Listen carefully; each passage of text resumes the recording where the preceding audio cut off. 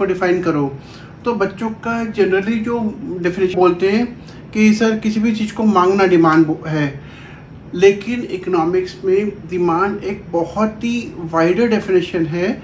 और अगर आप ध्यान से सुने तो इसके कई सारे कंपोनेंट्स हैं। मैं इसको एक्सप्लेन करता हूँ।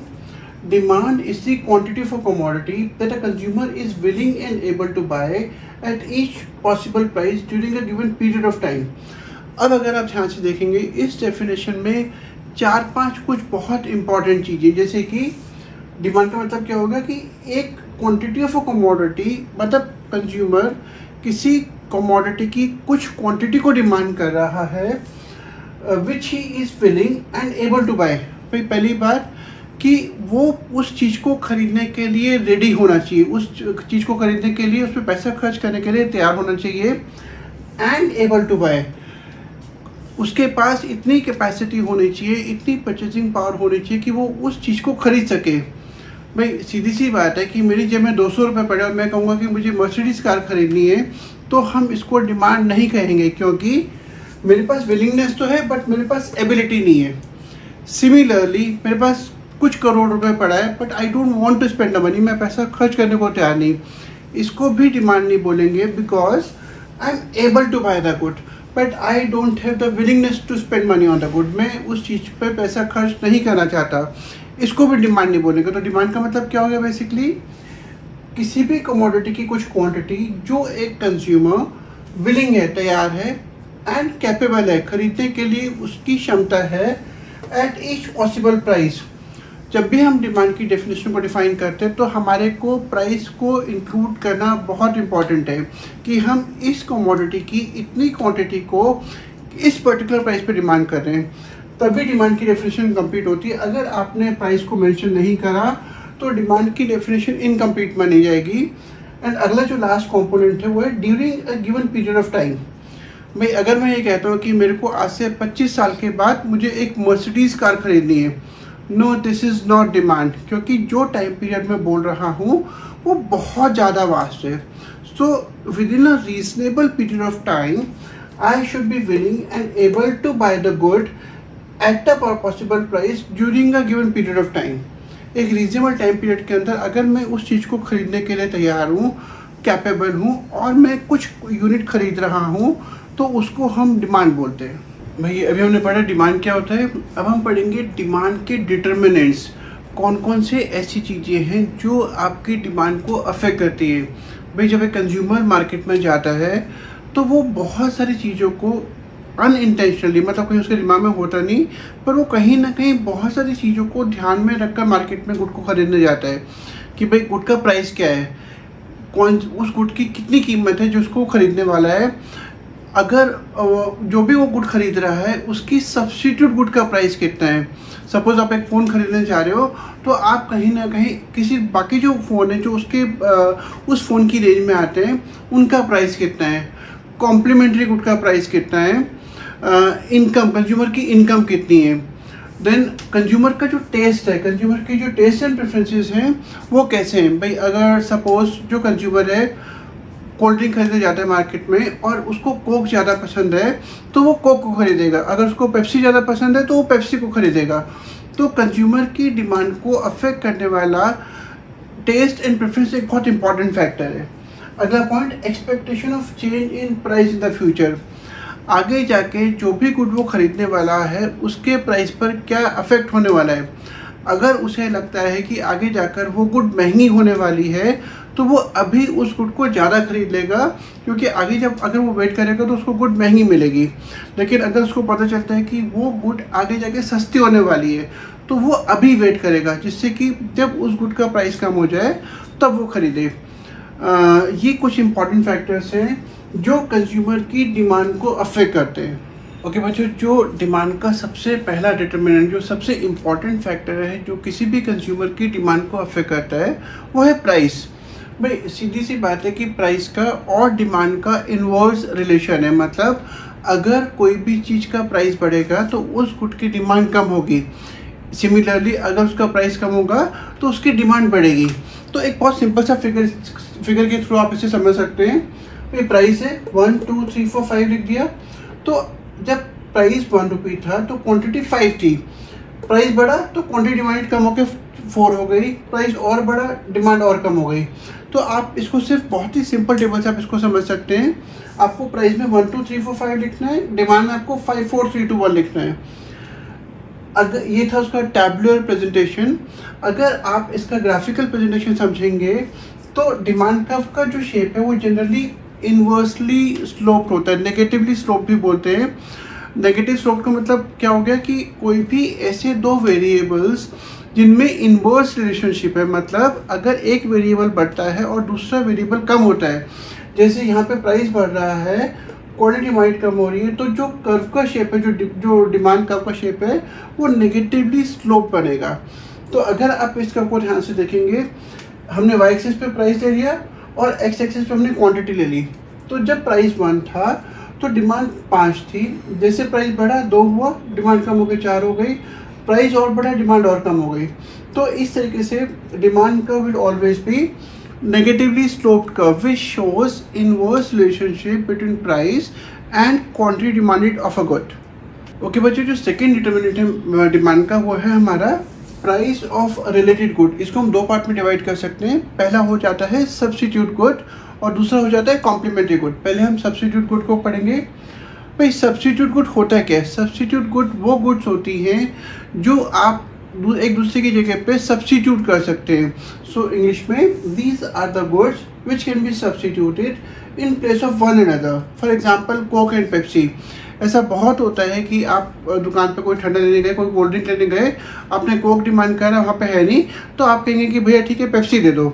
तो इसका मतलब है कि Pepsi can be substituted in place of Coke. जैसे टी एंड कॉफ़ी, हम अगर कभी ऐसा बहुत होता है कि अगर हमें चाय नहीं मिली तो हम कॉफ़ी पी सकते हैं, कॉफ़ी नहीं मिली तो हम चाय पी सकते हैं। So that means these goods can be substituted for one another. Okay बच्चों, अब हम सब्स्टिट्यूट गुड के इफेक्ट को हम दो तरीके से पढ़ सकते हैं। सब्स्टिट्यूट गुड अभी हमने पढ़ा था the goods which can be substituted in place of one another. For example Coke and Pepsi, वो गुड्स जो हम एक के बजाय दूसरी गुड को यूज़ कर सकते हैं, कोई फ़र्क नहीं पड़ेगा। जैसे कि कोक एंड पेप्सी, जैसे टी एंड कॉफ़ी। अब हम सब्स्टिट्यूट गुड में जब किसी एक गुड का प्राइस बढ़ता है तो जो दूसरी गुड है, जो दूसरी सब्स्टिट्यूट गुड है, उसकी डिमांड पे क्या इफेक्ट पड़ेगा, इस इफेक्ट को हम दो तरीके से समझ सकते हैं। दो अलग अलग डायग्राम्स हैं। पहला डायग्राम, भाई हमने वाई एक्सिस पे ले लिया प्राइस ऑफ कोक और एक्स एक्सिस पे ले लिया क्वांटिटी डिमांड ऑफ पेप्सी। भाई सीधी सी बात है, आप एज्यूम करिए कि अगर कोक का प्राइस बढ़ता है, हमने क्या करा, कोक का प्राइस बढ़ा तो पेप्सी की डिमांड क्या होगी, भाई लोग कोक को कम करेंगे क्योंकि कोक महंगी हो गई, तो वो पेप्सी को ज़्यादा डिमांड करना स्टार्ट कर देंगे। इसका मतलब क्या हो गया, जब कोक का प्राइस ओपी था तो पेप्सी की डिमांड थी OQ, लेकिन जैसे ही कोक का प्राइस बढ़ के OP से बढ़ के OP1 हो गया तो पेप्सी की डिमांड बढ़ के OQ1 हो गई। और अगर कोक का प्राइस कम होके OP से कम होके OP2 हो जाता है तो पेप्सी की डिमांड OQ से कम होके OQ2 हो जाएगी। तो आप समझ सकते हैं कि यहाँ पे कोक का प्राइस में और पेप्सी की डिमांड में डायरेक्ट रिलेशनशिप है। अगर कोक महंगी होती है तो पेप्सी की डिमांड बढ़ती है, कोक का प्राइस कम होता है तो पेप्सी की डिमांड भी कम हो जाती है। इसी इम्पैक्ट को, सब्स्टिट्यूट गुड के इम्पैक्ट को हम एक दूसरे डायग्राम में भी समझ सकते हैं। भाई हमने क्या करा, ये वाई एक्सिस है, एक्स एक्सिस, हमने दोनों एक्सिस पे, वाई पे और एक्स पे, हमने यहाँ पे लिया क्वांटिटी डिमांड ऑफ पेप्सी और यहाँ हमने लिया प्राइस ऑफ पेप्सी। ध्यान रखिएगा, यहाँ पे हमने price of Coke and quantity demand of Pepsi लिया था, लेकिन यहाँ पे हम price of Pepsi and quantity demand of Pepsi ले रहे हैं। मतलब ये जो डिमांड कर्व है पेप्सी का है। अब हमने क्या करा, एक डिमांड कर्व बना दिया। भाई DD हमारा ओरिजिनल डिमांड कर्व है, जहाँ पे कि हम OP प्राइस पर, पेप्सी का प्राइस OP है, हम OQ क्वांटिटी डिमांड कर रहे हैं। अब आप जब इस डायग्राम को अगर आप रियली समझना चाहते हैं तो आपको एज्यूम करना पड़ेगा कि कोक का प्राइस बढ़ गया। जब कोक का प्राइस बढ़ेगा तो पेप्सी की डिमांड पे क्या फ़र्क आएगा या क्या इफेक्ट आएगा कि पेप्सी की डिमांड बढ़ जाएगी। तो जब कोक का प्राइस बढ़ा तो पेप्सी का डिमांड का पहले DD था, अब बढ़ के D1 हो जाएगा, मतलब डिमांड बढ़ जाएगी। और अगर कोक का प्राइस कम हो जाता है तो पेप्सी का डिमांड का लेफ्टवर्ड शिफ्ट कर जाएगा। सेम प्राइस पर अब लोग कम पेप्सी डिमांड कर रहे हैं क्योंकि अब कोक सस्ती हो गई। तो जो लोग अभी तक कोक नहीं पी रहे थे वो कोक पीना स्टार्ट कर देंगे और पेप्सी को छोड़ देंगे, तो पेप्सी की डिमांड कम हो गई और कोक की डिमांड बढ़ गई। तो इस तरीके से हम दो डायग्राम से सब्स्टिट्यूट गुड के इफेक्ट को डायग्रामेटिकली पढ़ सकते हैं। ये डायग्राम 1, ये डायग्राम 2। ओके बच्चों, अब आगे कॉम्प्लीमेंट्री गुड्स। कॉम्प्लीमेंट्री गुड्स क्या होती हैं? These are the goods which are used together to satisfy a particular want. अगर आपको अपनी कोई वांट को फुलफिल करना है, पूरा करना है, तो आप किसी एक गुड से अपनी वांट को सेटिस्फाई नहीं कर सकते, आपको दोनों गुड्स को इकट्ठे यूज़ करना पड़ेगा। जैसे कि टी एंड शुगर। भाई अब आप चाय पी रहे हो तो बिना चीनी के चाय पियो तो आपको ऑब्वियसली वो चाय अच्छी नहीं लगेगी, आपको टी एंड शुगर दोनों आप साथ में यूज़ करोगे। जैसे पेट्रोल एंड कार। भाई आप कार का यूज़ बिना पेट्रोल के नहीं कर सकते, तो इसका मतलब क्या हो गया कि जब भी आपको अपनी कोई नीड को सेटिस्फाई करना है तो आपको इन दोनों गुड्स को इकट्ठे यूज़ करना पड़ेगा, पेट्रोल एंड कार या टी एंड शुगर। ओके बच्चों, अभी हमने पढ़ा कि कॉम्प्लीमेंट्री गुड्स वो गुड्स होती है जिनको आपको इकट्ठे यूज़ करना पड़ता है अपनी वांट को सेटिस्फाई करने के लिए। अब हम इसको डायग्रामेटिकली समझेंगे। अभी मैंने यहाँ पे एग्जांपल लिया पेट्रोल एंड कार का।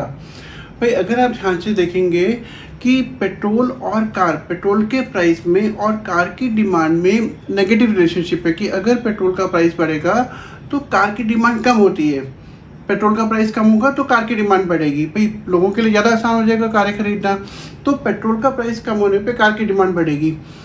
क्योंकि यहाँ पे नेगेटिव रिलेशनशिप है पेट्रोल के प्राइस में और कार की डिमांड में, तो जो कर्व का शेप है वो ऐसा बनेगा। अब हमने ये शेप बना दिया। अब अगर आप ध्यान से देखेंगे, जब पेट्रोल का प्राइस OP था तो कार की डिमांड थी OQ, कार की डिमांड थी OQ। तो पेट्रोल का प्राइस OP से बढ़ के OP1 हो गया, भाई पेट्रोल महंगा हो गया, तो अब लोग क्या करेंगे, उन्होंने कार का डिमांड कम कर दिया। अब OQ से कम होके OQ1 हो गया। और अगर पेट्रोल सस्ता हो जाता है, OP से कम होके OP2 हो जाता है, तो कार की डिमांड बढ़ जाएगी, OQ से बढ़ के OQ2 हो जाएगी।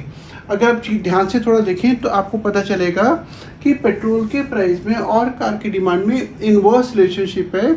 अगर पेट्रोल महंगा हो रहा है तो कार की डिमांड कम हो रही है, पेट्रोल सस्ता हो रहा है तो कार की डिमांड बढ़ रही है। ओके बच्चों, एक और डायग्राम है जिसकी हेल्प से हम price of complementary good and demand of the other good, मतलब अगर कॉम्प्लीमेंट्री गुड्स के केस में किसी एक गुड का प्राइस बढ़ता है तो दूसरे गुड की डिमांड पे क्या असर आता है वो हम पढ़ सकते हैं। तो सपोज हमने पहले क्या करा, हमने y एंड x एक्सिस ले लिया, यहाँ पे हमने लिखा price of car, quantity demand of car, मतलब प्राइस ऑफ कार और क्वांटिटी डिमांड ऑफ कार है, तो मतलब ये जो डिमांड कर्व्स है वो कार के हो गए। अब हमने सबसे पहले डी डायग्राम बनाया और हमने एज्यूम करा कि पेट्रोल का प्राइस 100 रुपये पर लीटर है। अब जब पेट्रोल का प्राइस 100 रुपये पर लीटर है तो हम OP प्राइस पर OQ कार की डिमांड कर रहे हैं। अब सपोज आप एज्यूम करिए कि पेट्रोल का प्राइस बढ़ के 100 से बढ़ के 200 रुपये हो गया। जब पेट्रोल का प्राइस बढ़ जाएगा तो कार की डिमांड पे क्या फ़र्क पड़ेगा कि अब लोग कार को कम खरीदेंगे, तो जो कार का डिमांड कब है वो लेफ्ट पर शिफ्ट हो जाएगा, वो DD से शिफ्ट होकर D1 हो जाएगा, क्योंकि अब पेट्रोल का प्राइस 200 रुपये पर लीटर हो गया। सिमिलरली अगर पेट्रोल का प्राइस जो पहले 100 था अब अगर कम हो जाता है, कम होके 50 रुपये 50 रुपीज़ पर लीटर हो जाता है, तो अब लोग कार को ज़्यादा खरीदेंगे और कार का डिमांड कर्व DD से शिफ्ट होकर D2 हो जाएगा। भाई सीधी सी बात है कि अगर पेट्रोल का प्राइस कम हो रहा है तो लोग कार को ज़्यादा डिमांड कर रहे हैं, पेट्रोल का प्राइस बढ़ रहा है तो लोग कार को कम डिमांड कर रहे हैं। तो ये एक और तरीका है जिसकी हेल्प से हम कॉम्प्लीमेंट्री गुड के केस में एक गुड के प्राइस में और दूसरी गुड की डिमांड पर उसका क्या इफेक्ट पड़ेगा वो हम स्टडी कर सकते हैं। ओके बच्चों, जो डिमांड का थर्ड डिटर्मिनेंट था वो था इनकम ऑफ द कंज्यूमर। हम यहाँ पे गुड्स को दो पार्ट में डिवाइड कर सकते हैं। तो जो पहला पार्ट आता है वो आता है नॉर्मल गुड। भाई नॉर्मल गुड्स, इकोनॉमिक्स में नॉर्मल गुड की डेफिनेशन थोड़ी सी अलग हो जाती है। कोई भी गुड जिस पर इनकम का पॉजिटिव इफेक्ट आता है, मतलब अगर कंज्यूमर की इनकम बढ़ती है और उस गुड की डिमांड बढ़ती है तो वो गुड नॉर्मल गुड मानी जाएगी। अब आप लोग पूछेंगे कि यार ये तो हर सिचुएशन में ऐसा हुआ कि इनकम बढ़ेगी तो डिमांड बढ़ेगी। नहीं, ऐसा नहीं होता। कुछ खास केसेस में इनकम के बढ़ने से गुड की डिमांड कम होती है, तो उस तरह की गुड्स को हम इन्फीरियर गुड बोलते हैं, जो मैं आपको अगला टॉपिक पढ़ाऊंगा। तो नॉर्मल गुड को अगर हम तरीके से देखते हैं तो क्या हो जाएगा, these are the goods on which income effect is positive. Positive का मतलब कि अगर इनकम बढ़ी डिमांड बढ़ी, इनकम कम हुई तो डिमांड कम हुई। That is if income of the consumer rises, quantity demand of the good will rise. Income बढ़ी तो डिमांड बढ़ी। और if income of the consumer falls, quantity demand of the good will fall. तो income के कम होने से demand कम हो जाएगी।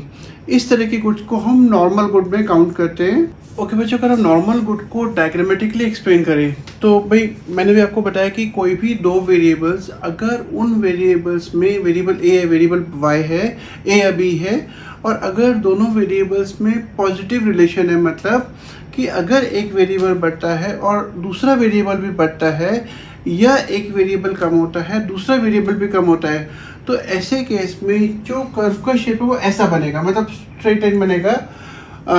जैसे कि अगर हम यहाँ पे देखें नॉर्मल गुड था, नॉर्मल गुड पे हमने वाई एंड एक्स एक्सिस ले लिया, हमने यहाँ पे लिखा इनकम और यहाँ पे लिखा क्वांटिटी डिमांडेड। अब हमने एज्यूम करा कि इनकम कंज्यूमर की ओ वाई है और कंज्यूमर ओ वाई पे ओ क्यू डिमांड कर रहा है। अगर इनकम बढ़ जाती है, ओ वाई से बढ़ के ओ वाई 1 हो गई, तो कंज्यूमर की डिमांड बढ़ के ओ क्यू से बढ़ के ओ क्यू 1 हो जाएगी। और अगर इनकम कम हो जाती है, ओ वाई से कम होकर ओ वाई 2 हो गई, तो कंज्यूमर की डिमांड भी ओ क्यू से कम होकर ओ क्यू 2 हो जाएगी। तो अगर आप ध्यान से देखें, यहाँ पे इनकम के बढ़ने से डिमांड बढ़ रही है और इनकम के कम होने से डिमांड कम हो रही है, ये नॉर्मल गुड मानी जाएगी। ओके बच्चों, नेक्स्ट हम पढ़ेंगे इन्फीरियर गुड। इन्फीरियर गुड क्या होता है? ध्यान रखिएगा कि यहाँ पे हमें गुड की क्वालिटी पे फोकस नहीं करना है। गुड की क्वालिटी के बेसिस पर हम ये नहीं कहेंगे कि गुड इन्फीरियर है कि नॉर्मल है। इन्फीरियर गुड इकोनॉमिक्स में हम कैसे डिफाइन करते हैं? These are the goods on which income effect is negative. मतलब अगर इनकम के बढ़ने से गुड की डिमांड कम होती है या इनकम के कम होने से गुड की डिमांड बढ़ती है, तो हम ऐसे गुड्स को इन्फीरियर गुड बोलेंगे। जैसे कि if income of the consumer rises and the quantity demand of the good falls, income बड़ी डिमांड कम हुई, और if income of the consumer falls, income कम हुई और डिमांड बढ़ी, quantity demand of the good rises, such good will be termed as an inferior good. कोई भी गुड अपने आप में नॉर्मल या इन्फीरियर गुड नहीं होती। कंज्यूमर की इनकम के बढ़ने का उस गुड पे क्या इफेक्ट पड़ता है, उस गुड की डिमांड पे क्या इफेक्ट पड़ता है, ये डिसाइड करता है कि वो गुड उस कंज्यूमर के लिए नॉर्मल है या इन्फीरियर है। एक एग्जांपल देता हूँ आपको। सपोज एक कंज्यूमर की इनकम बढ़ी, वो अभी तक मारुति 800 यूज़ कर रहा है। जैसे उसकी इनकम बढ़ गई, अब उसने सपोज मर्सिडीज़ खरीद ली, तो जो मर्सिडीज़ कार है वो उसके लिए नॉर्मल गुड होगी, क्योंकि इनकम के बढ़ने से मर्सिडीज़ कार की डिमांड बढ़ गई। लेकिन जो मारुति 800 है वो एक इन्फीरियर गुड हो जाएगी, क्योंकि दो उसकी इनकम बढ़ रही है पर अब वो मारुति 800 को कम डिमांड कर रहा है। उसके लिए नॉर्मल गुड मर्सिडीज़ गुड है और इन्फीरियर गुड मारुति 800 है। सपोज एक दूसरा कंज्यूमर है जो अभी तक साइकिल यूज़ कर रहा है, उसकी इनकम बढ़ गई, उसने मारुति 800 ले ली, तो इस कंज्यूमर के लिए जो मारुति 800 है वो नॉर्मल गुड है, क्योंकि उसकी इनकम के बढ़ने से उसने मारुति 800 को डिमांड करा, उसकी डिमांड बढ़ गई, तो Maruti 800 will be a normal good and cycle will be N inferior good. तो कोई भी गुड किसी एक आदमी के लिए नॉर्मल हो सकती है और किसी दूसरे के लिए वही सेम गुड इन्फीरियर गुड हो सकती है। डिपेंड करता है कि उस कौन सा कंज्यूमर है और उस कंज्यूमर की इनकम के बढ़ने से गुड की डिमांड पे क्या इफेक्ट पड़ रहा है। ओके बच्चों, अगर हम इन्फीरियर गुड के केस को डायग्रामेटिकली समझने की कोशिश करें, तो हमने यहाँ पे वाई एक्सिस एक्स एक्सिस ले लिया, यहाँ पे हमने लिखा इनकम, क्योंकि हम इनकम के इफेक्ट को पढ़ रहे हैं कि इनकम के बढ़ने से डिमांड पे क्या इफेक्ट आ रहा है।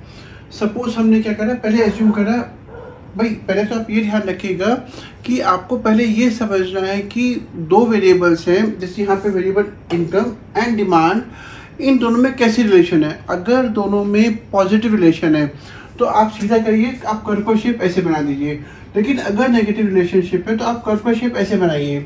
अब जैसे मुझे पता था कि इन्फीरियर गुड के केस में दोनों वेरिएबल्स में नेगेटिव रिलेशनशिप है, मतलब कि इनकम के बढ़ने से डिमांड कम हो रही है, इनकम के कम होने से डिमांड बढ़ रही है। तो मैंने क्या करा, मैंने एक नेगेटिव शेप कब बना दिया। अब हमने एज्यूम करा कि ओवर इनकम थी तो कंज्यूमर की डिमांड थी ओ क्यू। जब कंज्यूमर की इनकम ओ वाई से बढ़ के ओ वाई 1 हो जाती है तो कंज्यूमर, क्योंकि इन्फीरियर गुड है, डिमांड नेगेटिव इफेक्ट आता है इनकम के बढ़ने का, तो कंज्यूमर क्या कर रहा है, वो कम डिमांड कर रहा है। और अगर इनकम ओ वाई से कम हो के ओ वाई 2 हो गई तो कंज्यूमर अब ओ क्यू की जगह पे ओ क्यू 2 डिमांड कर रहा है, मतलब डिमांड बढ़ गई। अगेन ये गुड इन्फीरियर गुड थी, इसलिए जो इनकम अफेक्ट है वो इस गुड पे नेगेटिव आ रहा है। इनकम के बढ़ने से डिमांड कम हो रही है या इनकम के कम होने से डिमांड बढ़ रही है, इसलिए कर्व का शेप ऐसा बनेगा।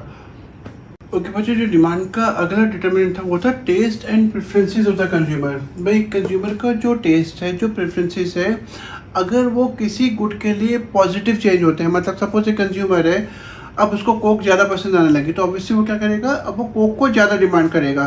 पेप्सी उसको अब कम पसंद आ रही तो पेप्सी को कम डिमांड करेगा। तो एक और डिटर्मिनेंट है डिमांड का, टेस्ट एंड प्रेफरेंसेस, जो कंज्यूमर की डिमांड को इन्फ्लुएंस करता है। अगला point, expectation of change in price in the future. Suppose एक कंज्यूमर है, उसको वो मार्केट में कुछ लेने के लिए जाना चाहता है, पर उसको पता चलता है कि आगे जाके वही गुड जो खरीदने जा रहा है वो आगे जाके महंगी होने वाली है। तो वो क्या करेगा, वो फटाफट मार्केट भागेगा और वो उस गुड को जल्दी से जल्दी खरीदने की कोशिश करेगा, क्योंकि वो जितना डिले करेगा उतनी ही गुड वो आगे महंगी मिलेगी। सपोज उसको ये पता चलता है कि गुड सस्ती होने वाली है, आगे जाके सस्ते होने वाले, तो कंज्यूमर क्या करेगा, वो अभी नहीं खरीदेगा। वो क्या करेगा, वो अपनी डिमांड को आगे के लिए डिले कर देगा कि जब गुड सस्ती होगी तब उस गुड को खरीदेगा। तो जो future expectation of change in price है वो कंज्यूमर की डिमांड को अफेक्ट करता है। अगर गुड आगे जाके सस्ते होने वाली है तो वो अभी डिमांड को कम कर देगा, अगर आगे जाके महंगी होने वाली है तो वो फटाफट अभी खरीद लेगा इंस्टेड ऑफ बाद में खरीदने के बजाय। डिमांड चैप्टर में एक बहुत इंपॉर्टेंट टॉपिक है जो बहुत ज़्यादा आता है, वो आता है लॉ ऑफ डिमांड। भाई लॉ ऑफ डिमांड बेसिकली क्या होता है? Law of demand what it states the inverse relationship between price and quantity demanded, assuming other factors to be constant। भाई हमने जब फैक्टर्स डिटरमिनिंग डिमांड पढ़ा था तो उसमें हमने बहुत सारे फैक्टर्स पढ़े थे, जिसमें हमने प्राइस पढ़ा था, हमने प्राइस ऑफ रिलेटेड गुड जिसमें सब्स्टिट्यूट एंड कॉम्प्लीमेंट्री गुड था, देन हमने पढ़ा था income of the consumer, taste and preferences, और ऐसे बहुत सारे फैक्टर्स। अगर हम सारे फैक्टर्स को दो पार्ट में डिवाइड कर दें, एक प्राइस एंड बाकी सारे फैक्टर्स को अगर हम एक कॉमन हेडिंग में डाल देते हैं जिसको बोलते हैं अदर फैक्टर्स, तो प्राइस और अदर फैक्टर्स, तो अगर हम लॉ ऑफ डिमांड हमारे को क्या बताता है कि प्राइस का और क्वांटिटी डिमांडेड का एक इनवर्स रिलेशनशिप है। अगर हम बाकी सारे फैक्टर्स को कांस्टेंट माने, मतलब बाकी सारे फैक्टर्स में जैसे इनकम, जैसे प्राइस ऑफ सब्स्टिट्यूट गुड, जैसे price of complementary good, taste and preferences, अगर ऐसे फैक्टर्स में कोई भी चेंज नहीं होता है तो प्राइस में और क्वांटिटी डिमांडेड में इनवर्स रिलेशनशिप होता है। मतलब प्राइस बढ़ता है तो डिमांड कम होती है, प्राइस कम होता है तो डिमांड बढ़ती है। यहाँ पे अगर हम ये जो other factors to be constant है, इसको हम सेट्रेस पैरिबस करके भी लिखते हैं। सेट्रेस पैरिबस हम लॉ ऑफ डिमांड को एक और नाम से जानते हैं, वो है first law of purchase. Law of demand को फर्स्ट लॉ ऑफ परचेज करके भी बुलाया जाता है। ओके बच्चों, जब हम लॉ ऑफ डिमांड को पढ़ते हैं तो हमारे को कुछ चीज़ों को एज्यूम करना पड़ता है। अभी हमने लॉ ऑफ डिमांड की जो मेन डेफिनेशन थी वो पढ़ी, तो वहाँ पे हमने एक टॉपिक पढ़ा था जहाँ पे हमने एज्यूम किया था कि जितने भी अदर फैक्टर्स हैं, प्राइस को छोड़ के जितने भी अदर फैक्टर्स हैं वो कांस्टेंट हैं। तो जो अदर फैक्टर्स हैं जैसे कि price of related good is assume to be constant. भाई रिलेटेड गुड कौन से हो गए? जैसे सब्स्टिट्यूट गुड, जैसे complementary good. Law of demand तभी एग्जिस्ट करेगा, प्राइस और गुड की डिमांड में तभी इनवर्स रिलेशनशिप होगी अगर सब्स्टिट्यूट गुड का प्राइस या कॉम्प्लीमेंट्री गुड का प्राइस नहीं बदल रहे। अगर हम ये नहीं एज्यूम करेंगे तो हम लॉ ऑफ डिमांड को नहीं समझ पाएंगे, हमें उससे कांस्टेंट मानना पड़ेगा। अगला है income of the consumer is assume to be constant. भाई जब हमने फैक्टर्स डिटरमिनिंग डिमांड पढ़ा था तो हमने इनकम के अफेक्ट को दो पार्ट में डिवाइड किया था, नॉर्मल गुड्स, इन्फीरियर गुड्स। हम यहाँ पे नॉर्मल गुड की बात लेके चल रहे हैं कि कंज्यूमर की इनकम में किसी भी टाइप का कोई चेंज नहीं आ रहा है। क्योंकि कंज्यूमर की इनकम में चेंज नहीं आ रहा है तो प्राइस के बढ़ने से डिमांड कम होगी या प्राइस के कम होने से डिमांड बढ़ेगी। तीसरा point, taste and preferences of the consumer are assume to be constant. Consumer के टेस्ट और प्रेफरेंसेस में भी कोई चेंज नहीं आ रहा है, क्योंकि सपोज प्राइस बढ़ा और कंज्यूमर के टेस्ट में पॉजिटिव चेंज आया, मतलब अब कंज्यूमर को वो गुड ज़्यादा पसंद आने लगी, तो लॉ ऑफ डिमांड ऑपरेट नहीं करेगा। हम टेस्ट एंड प्रेफरेंसेस, कंज्यूमर के टेस्ट एंड प्रेफरेंसेस को हम कांस्टेंट मानेंगे, तभी प्राइस के बढ़ने से डिमांड कम होगी, प्राइस के कम होने से डिमांड बढ़ेगी। अगला point, no expectations of change in the price in the future. भाई गुड के प्राइस में आगे जाकर कोई भी चेंज नहीं होने वाला है, ना ही गुड का प्राइस कम होने वाला है, ना ही गुड का प्राइस बढ़ने वाला है। हमने इस फैक्टर को भी कांस्टेंट माना है, तभी हम लॉ ऑफ डिमांड को अच्छी तरीके से समझ सकते हैं, जहाँ पे प्राइस के बढ़ने से डिमांड कम होती है या प्राइस के कम होने से डिमांड बढ़ती है। ओके बच्चों, अब हम लॉ ऑफ डिमांड को टेबुलर प्रेजेंटेशन से समझते हैं। भाई अभी हमने पढ़ा था कि जब लॉ ऑफ डिमांड क्या बताता है कि प्राइस बढ़ने से डिमांड कम होती है, प्राइस के कम होने से डिमांड बढ़ती है। तो अगर आप ध्यान से देखेंगे, आप बहुत फिगर को इकोनॉमिक्स में जितना हो सके आपको टेबल शेड्यूल तभी याद रहेगा जब आप फिगर्स को बहुत सिंप्लीफाई करके याद करेंगे। तो सेम फिगर्स हम यहाँ पे दोबारा से रिपीट कर सकते हैं। प्राइस है 1 2 3 4 5, डिमांड है 5 4 3 2 1। जैसे जैसे प्राइस बढ़ता जा रहा है डिमांड कम होती जा रही है, या आप इसको ऐसे बोल सकते हैं, जैसे जैसे प्राइस कम होता जा रहा है डिमांड बढ़ती जा रही है। हम इसका डायग्रामेटिक रिप्रेजेंटेशन ऐसे कर सकते हैं। यहाँ पे सेम डिमांड कर्व है जो नेगेटिवली स्लोप्ड है। हमने ओपी प्राइस पर ओ की डिमांड करा, जैसे ही प्राइस बढ़ा हमारी डिमांड कम हो गई, और जैसे ही प्राइस कम हुआ ओपी से कम होकर OP2 हो गया तो हमारी डिमांड बढ़ गई। तो इसका मतलब हमें लॉ ऑफ डिमांड जो बताता है वो हम टेबल और शेड्यूल की हेल्प से इजीली समझ सकते हैं। कि बच्चों कुछ इंपॉर्टेंट बातें जो हम लॉ ऑफ डिमांड के बारे में समझ सकते हैं। पहली बात, इनवर्स रिलेशनशिप। भाई लॉ ऑफ डिमांड हमारे को प्राइस और क्वांटिटी डिमांडेड का इनवर्स रिलेशनशिप बताता है कि प्राइस के बढ़ने से डिमांड कम हुई या प्राइस के कम होने से डिमांड बढ़ी। दूसरा पॉइंट, क्वालिटेटिव नॉट क्वांटिटेटिव। भाई हमने अभी जब लॉ ऑफ डिमांड करा तो हमने वहाँ पे कुछ टेबल बनाई थी और हमने उन टेबल्स की हेल्प से ये समझा था कि अगर प्राइस बढ़ के 1 से 2 हुआ तो डिमांड कम होकर 5 से 4 हो गई। हमने सिर्फ उसको समझने के लिए वो टेबल बनाई थी। अदरवाइज जो लॉ ऑफ डिमांड है वो हमारे को क्वालिटेटिव स्टेटमेंट बताता है, नॉट क्वांटिटेटिव। मतलब लॉ ऑफ डिमांड हमें ये नहीं बताता कि प्राइस के बढ़ने से डिमांड कितनी कम हुई, सिर्फ ये बताता है कि प्राइस के बढ़ने से डिमांड कम हुई या प्राइस के कम होने से डिमांड बढ़ी, बट ये नहीं बताता कि प्राइस के बढ़ने से डिमांड कितनी कम हुई या प्राइस के कम होने से डिमांड कितनी बढ़ी। Third point, no proportional relationship. ऐसा कुछ भी जरूरी नहीं है कि अगर प्राइस 10% बढ़ा एज्यूम करते हैं तो डिमांड भी 10% ही कम होगी। डिमांड में गो डाउन बाय 30 40 50%, या प्राइस 10% कम हुआ, प्राइस बढ़ा तो डिमांड कम हुई, प्राइस कम हुआ 10% तो डिमांड बढ़ी।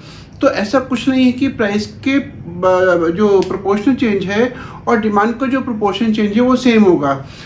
लॉ ऑफ डिमांड हमारे को सिर्फ ये बताता है कि प्राइस के बढ़ने से डिमांड कम हुई, कितनी कम हुई, कितनी परसेंटेज कम हुई, बिल्कुल सेम जितना प्राइस में फ़र्क है उतना ही फ़र्क आएगा, ये लॉ ऑफ डिमांड हमारे को नहीं बताता। जो लॉ ऑफ डिमांड है वो एक वन साइडेड लॉ है।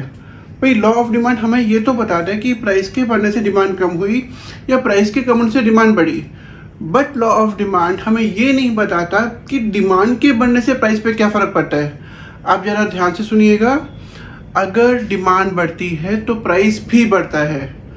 अब अगर आप ध्यान से देखेंगे तो अगर आप डिमांड को पहले यूज़ करते हैं कि डिमांड बढ़ी तो प्राइस भी बढ़ा, और अगर किसी गुड की डिमांड कम हो जाती है तो प्राइस भी कम हो जाता है। लेकिन अगर आप इसको उल्टा करके बोलते हैं, अगर आप पहले प्राइस बताते हैं तो प्राइस के बढ़ने से डिमांड कम हो रही है और प्राइस के कम होने से डिमांड बढ़ रही है, तो यहाँ पे ये ध्यान रखिएगा कि if you say demand first there exist a direct relationship between demand and price. Demand बढ़ी तो प्राइस बढ़ा, डिमांड कम हुई तो प्राइस कम हुआ। बट इफ़ यू से प्राइस फर्स्ट देन यहाँ पे इनवर्स रिलेशनशिप है कि प्राइस के बढ़ने से डिमांड कम हुई या प्राइस के कम होने से डिमांड बढ़ी। फॉर लॉ ऑफ डिमांड, भाई लॉ ऑफ डिमांड जो हमें बताता है कि प्राइस में और क्वांटिटी डिमांडेड में इनवर्स रिलेशनशिप है, लेकिन ऐसा क्यों होता है? तो इसकी जो 5 इंपॉर्टेंट फैक्टर्स हैं, पहला है law of diminishing marginal utility. जो दूसरा पॉइंट आता है वो आता है सब्स्टिट्यूशन इफेक्ट। अगला आता है इनकम इफेक्ट। देन अगला पॉइंट आता है एडिशनल कंज्यूमर्स। देन अगला आता है डिफरेंट यूजेस। ओके बच्चों, मैंने आपको भी 5 रीजंस बताए जिसकी वजह से लॉ ऑफ डिमांड ऑपरेट करता है। इसको ऐसे करके भी क्वेश्चन को फ्रेम किया जाता है कई बार कि what are the reasons for downward sloping of the demand curve. Demand curve downward sloping क्यों होता है? तो जो सबसे पहला रीजन अभी हमने डिस्कस किया था वो था law of diminishing marginal utility. Law of diminishing marginal utility जैसे आपको पता है क्या कहता है कि it states that as consumer consumes more and more units of a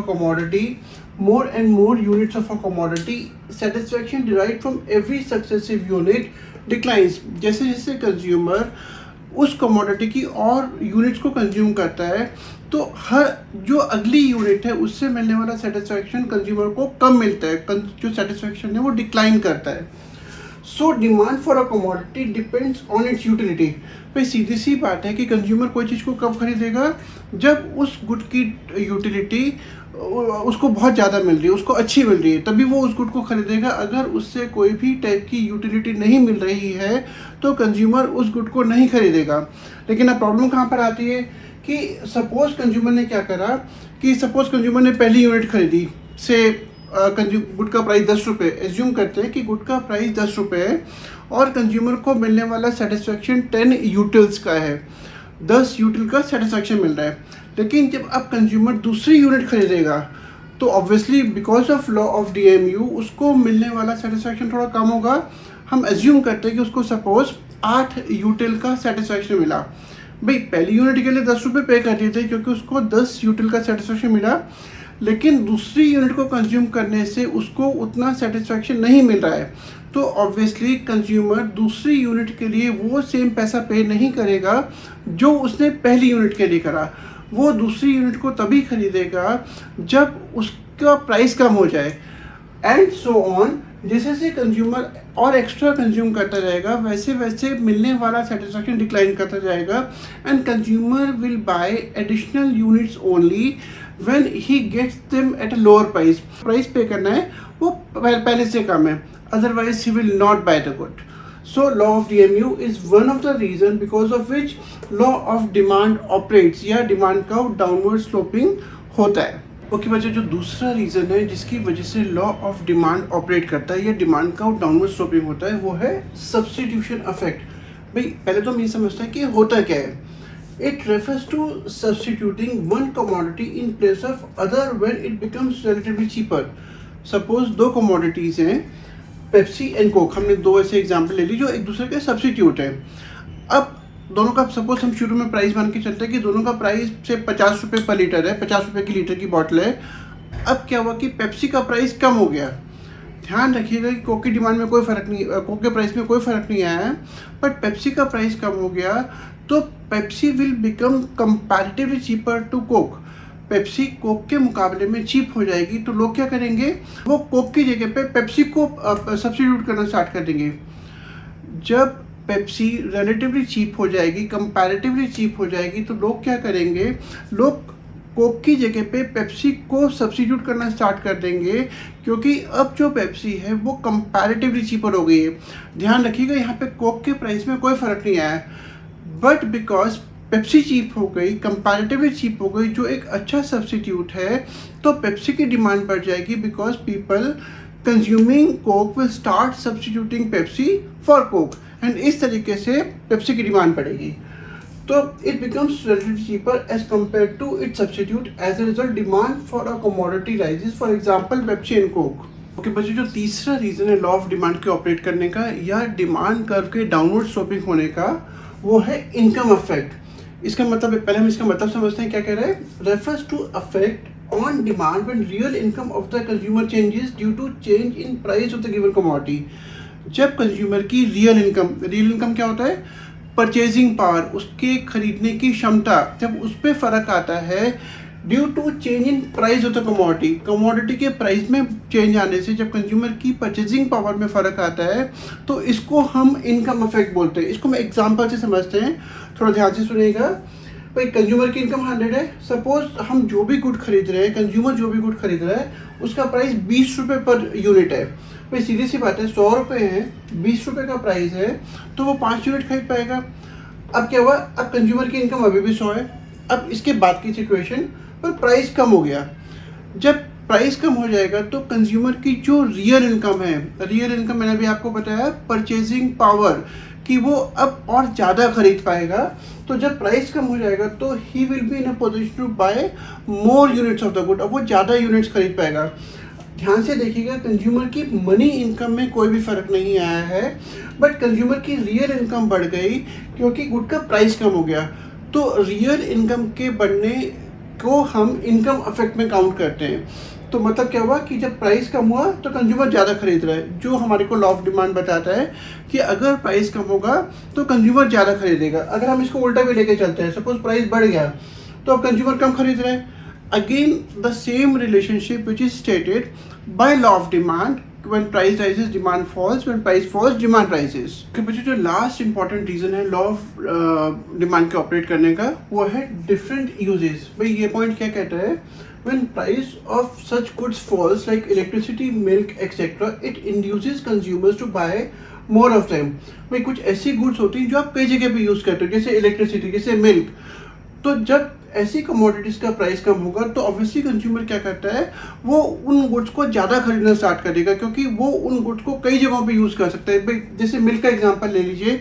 milk हम जनरली दूध यूज़ करते हैं चाय वगैरह बनाने में, जनरली इसको कई घरों में बहुत इंपॉर्टेंट यूज़ बनाया जाता है। लेकिन अगर दूध का प्राइस कम हो जाएगा तो we will start using milk even at other places. हम दूध को कई और दही, घी, मक्खन और इस तरह की चीज़ों में यूज़ करना स्टार्ट कर देंगे। मतलब मिल्क के प्राइस के कम होने से मिल्क की डिमांड पे जो अफेक्ट आता है वो बहुत ज़्यादा अफेक्ट आता है, डिमांड बहुत ज़्यादा बढ़ जाती है।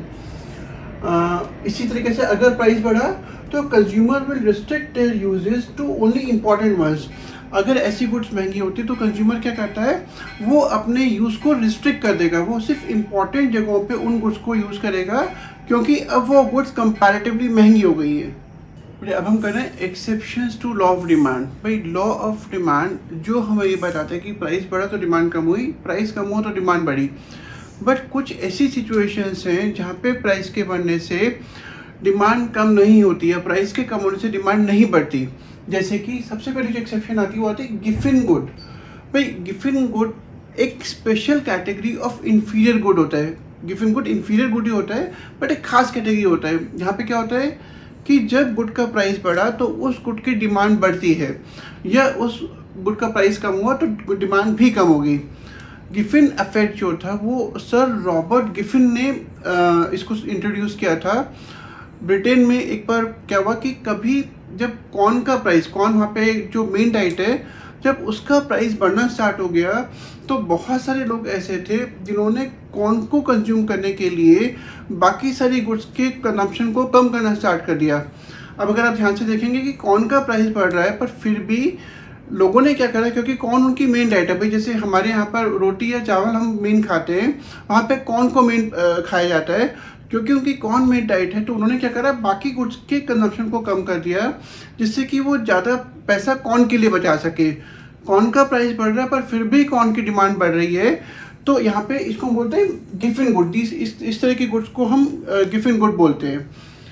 अगला पॉइंट आ गया स्टेटस सिंबल गुड। भाई इसको हम वेबलॉन गुड या गुड्स ऑफ ऑस्टेंटेशन भी बोलते हैं। वेबलॉन या गुड्स ऑफ ऑस्टेंटेशन, कोई भी ऐसी गुड जो किसी स्टेटस को रिप्रेजेंट करती है। आपने से बहुत सारे लोगों को देखा होगा जो ऐसी गुड्स को खरीदते हैं जो सिर्फ एक स्टेटस को रिप्रेजेंट करती है। तो लोग चाहे वो उनकी इनकम से बाहर होगी पर फिर भी वो उस गुड को खरीदने को प्रेफरेंस देंगे। अगर गुड का प्राइस बढ़ रहा है तो अब वो गुड, क्योंकि वो गुड महंगी होगी तो वो ज़्यादा हायर स्टेटस को रिप्रेजेंट करती है, तो लोग उसकी डिमांड को ज़्यादा करेंगे।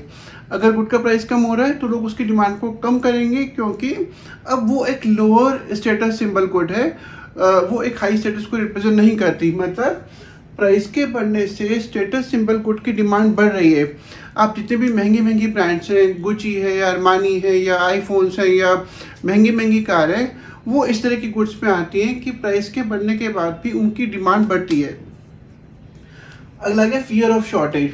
भाई ऐसा बहुत होता है कि सपोज कंज्यूमर को पता चला कि आगे जाके कोई भी गुड है उसकी मार्केट में शॉर्टेज होने वाली है, उसकी मार्केट में सप्लाई कम होने वाली है, तो कंज्यूमर्स जनरली क्या करते हैं, वो फटाफट मार्केट जाएंगे, चाहे वो गुड महंगी भी क्यों ना हो रही हो, वो फटाफट उसको खरीदने की कोशिश करेंगे और अपने पास स्टॉक करने की कोशिश करेंगे, क्योंकि उनको डर है कि अगर कहीं ऐसा ना हो कि आगे जाके उसकी मार्केट में शॉर्टेज हो जाए और उनको वो गुड ना मिले। तो फियर ऑफ शॉर्टेज भी एक फैक्टर है कि प्राइस बढ़ रहा है पर फिर भी जल्दी जल्दी जाके डिमांड कर रहे हैं और अपने पास स्टॉक करके रख रहे हैं। अगला आता है इग्नोरेंस। भाई ऐसा आप में से बहुत सारे लोगों के साथ हुआ होगा कि आप मार्केट गए, आप मार्केट में किसी पहली दुकान में घुस गए, आपने क्या कह रहा, कोई चीज़ पसंद आ गई, आपने चीज़ ले ली, लेकिन जब आप उसी सेम बैग को उठा के जिसमें आपने वो चीज़ खरीदी है, जब आप थोड़ा सा आगे जाते हैं तो आपको एक वही सेम चीज़ आगे आपको बहुत कम रेट पे मिलती है, बट उस टाइम आपको सिर्फ रिग्रेट होगा, सिर्फ पछतावा होगा कि यार इतनी महंगी उस दुकानदार ने ले ली। हमने वो चीज़ क्यों खरीदी? क्योंकि हमारे को ये नहीं पता था कि आगे जाके उस गुड का प्राइस, वो गुड हमारे को काफ़ी कम रेट पे मिल सकती है। बिकॉज वी वर इग्नोरेंट, हमारे को इग्नोरेंट की वजह से गुड का एक्चुअल प्राइस नहीं मालूम था, इसकी वजह से चाहे वो चीज़ हमें महंगी भी मिली पर फिर भी हमने खरीद ली। अगला पॉइंट, फैशन रिलेटेड गुड्स। भाई ऐसा बहुत होता है कि कोई भी गुड जिसका मार्केट में बहुत ज़्यादा फैशन है, भाई फैशन होगा तो उसके प्राइस बहुत बढ़ जाएंगे, क्योंकि लोग अब ऐसी गुड को प्रेफर कर रहे हैं क्योंकि अब उस चीज़ का बहुत ज़्यादा फैशन है। प्राइस के बढ़ने के बाद भी लोग अपनी डिमांड को कम नहीं करते। अगला पॉइंट, नेसेसिटीज ऑफ लाइफ। भाई जितने भी खाने पीने की चीज़ें हैं, आटा दाल चावल रोटी, अगर इनका प्राइस बढ़ता भी है तो हम ये नहीं कर सकते, कोई कंज्यूमर ये नहीं कर सकता कि अपनी डिमांड को कम कर दे, क्योंकि ये नेसेसरी गुड है, इसके बिना आपका गुजारा नहीं है। प्राइस से कितना भी बढ़ जाएगा, आप उसकी डिमांड को उतना ही करते रहेंगे। Change in weather. भाई गर्मियों में अगर आप स्वेटर खरीदने जाते हैं तो आपको चाहे वो 50% रेट पे मिल रहा होगा, बट जो भी बेचने वाला है वो पहले तो आपको मजाक उड़ाएगा कि यार क्या गर्मी में स्वेटर खरीदने आया है। लेकिन जैसे से सर्दियों का मौसम आता जाएगा, स्वेटर के प्राइस बढ़ने स्टार्ट हो जाएंगे, क्योंकि स्वेटर की डिमांड बढ़नी स्टार्ट हो जाएगी। अब अगर आप ध्यान से देखेंगे कि स्वेटर का प्राइस बढ़ रहा है बट फिर भी स्वेटर की डिमांड बढ़ रही है, क्योंकि वेदर के में जो चेंजेस आ रहे हैं वो कंज्यूमर को मजबूर करते हैं कि वो अब उस गुड को खरीदे जो अभी तक वो इतनी इम्पोर्टेंट नहीं समझता था। सर्दियों में जैसे वुलन गारमेंट्स हो गया, बारिशों में जैसे रेन कोट या अम्ब्रेलाज हो गए, इस तरह की बहुत सारी गुड्स हैं जो कि हम वेदर के हिसाब से चाहे प्राइस बढ़ भी रहा होगा पर हम वो खरीदेंगे। इसका मतलब क्या होगा कि ये कुछ गुड्स हैं जहाँ पे लॉ ऑफ डिमांड अप्लाई नहीं करता।